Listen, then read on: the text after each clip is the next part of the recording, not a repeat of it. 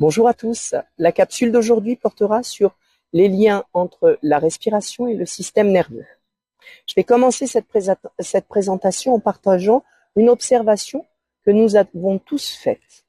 Quand nous sommes stressés ou anxieux, notre respiration change.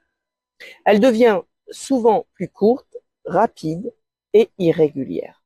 Et à l'inverse, dans les moments de calme ou de méditation, elle se ralentit et devient profonde. Mais au-delà de cette observation simple, savez-vous que notre respiration a un lien direct avec notre système nerveux? Pour mieux comprendre cela, commençons par une définition. Le système nerveux, c'est l'ensemble des cellules qui régulent et coordonnent les fonctions corporelles. Elles se divisent en deux parties.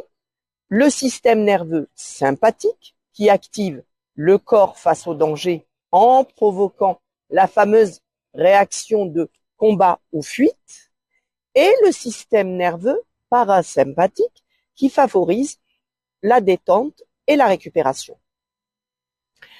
Alors, la respiration, elle joue un rôle clé dans la régulation de ces deux systèmes. C'est une porte d'entrée pour influencer notre état interne. Par exemple, une respiration rapide stimule le système sympathique et donc l'excitation et le stress, tandis qu'une respiration lente et profonde favorise l'activation du parasympathique, induisant le calme et la détente. Alors, savez-vous que la respiration est un pont direct vers votre système nerveux? En sophrologie, j'utilise des techniques de respiration qui vous permettent d'activer le système nerveux parasympathique pour un apaisement immédiat. Prenons l'exemple d'une respiration lente et profonde, où l'expiration est plus longue que l'inspiration. Cette technique, elle envoie au cerveau le signal que tout va bien et ça calme les battements du cœur. Ensemble, nous pouvons travailler ces techniques pour que vous puissiez apaiser votre stress en toute autonomie. Maintenant, illustrons cela avec des exemples concrets. Imaginez que vous êtes en pleine crise de stress, votre respiration est saccadée, votre cœur bat plus vite, votre corps se prépare à réagir.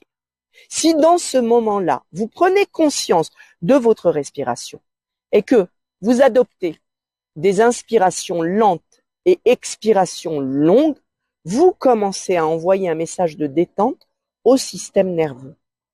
Un exemple précis serait la respiration abdominale. En inspirant profondément, vous gonflez votre ventre, puis en expirant lentement, vous activez le parasympathique. C'est comme un signal de sécurité que vous envoyez à votre cerveau. Un autre exemple, le 4-7-8, c'est une technique qui consiste à inspirer sur 4 secondes, retenir son souffle sur 7 secondes et expirer sur 8 secondes. Ce rythme envoie un signal de calme à l'ensemble du système nerveux.